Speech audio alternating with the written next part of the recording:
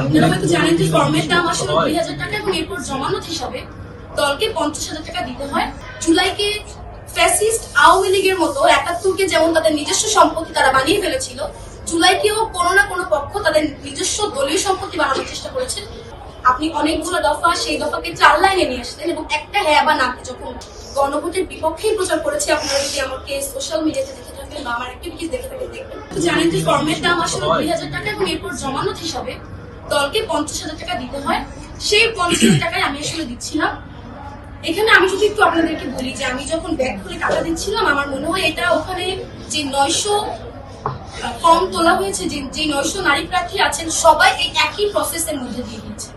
এখন আপনার বিষয় হচ্ছে যে আমি যে এই স্বাভাবিক কাজটা করতেছি, এটাকে এতটা লাইমলাইট, এতটা হাইলাইট যে আমি ব্যাগ থেকে টাকা বের করছি, এটা তো আসলে এটা দরকার নেই। এটা একটা স্বাভাবিক প্রক্রিয়া, এটা সবাই করেছেন এবং এটা সেই প্রক্রিয়ার মধ্যে দিয়ে আমাকেও যেতে হয়েছে। আসলে আপু প্রায় ১ বছর ধরে বলা চলে যে আপনি একটু নিজেকে আড়াল করে রেখেছেন, এর পেছনে কি উদ্দেশ্য আছে কিনা কিংবা বাধা আছে কিনা? আমি জুলাইয়ের সেই সাধারণ মেয়েটা, সেই অরাজনৈতিক মেয়েটা যে কিনা নিজের বিবেক এবং অন্যায়কে দেখে থাকতে না পেরে এই আন্দোলনে যোগদান করা।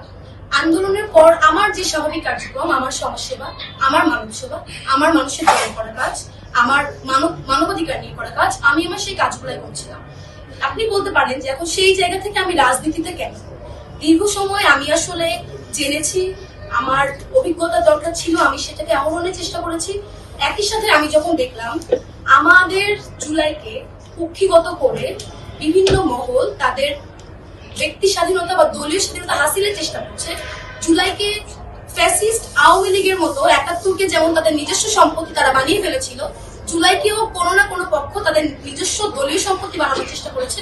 তখন আমার মনে হয়েছে যেহেতু আমি এই আন্দোলনের একজন নেতৃত্বদানকারী, আমার দায়বদ্ধতা আছে পুরো দেশের কাছে, সেই দায়বদ্ধতার জায়গা থেকে আমি রাজনীতিতে আসা এবং আমার জুলাইকে এই কুক্ষিগত করা হাত থেকে রক্ষা করার দায়িত্ব অবশ্যই আমার। জুলাই সনদ বাস্তবায়নের পক্ষে কিনা? ভাইয়া, জুলাই সনদ বাস্তবায়নের তো আমরা সবাই পক্ষে। জুলাই সনদ বাস্তবায়নের পক্ষে আমরা কেন থাকবো না?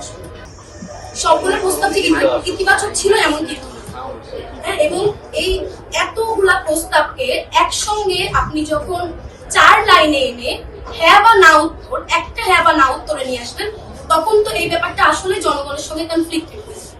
আপনি অনেকগুলো দফা, সেই দফাকে ৪ লাইনে নিয়ে আসলেন এবং একটা হ্যাঁ বা নাকে যখন উত্তর দিবেন, তখন আমার কাছে মনে হচ্ছে যে সেটা গ্রহণযোগ্যতা আমার কাছে পার্সোনালি নেই। আমার দল অবশ্যই গণভোটের পক্ষে ছিলেন। আপনি যদি আমার কথা বলেন, আমি ব্যক্তিগতভাবে গণভোটের বিপক্ষেই প্রচার করেছি। আপনারা যদি আমাকে সোশ্যাল মিডিয়াতে দেখে থাকেন বা আমার অ্যাক্টিভিটিস দেখে থাকেন দেখবেন।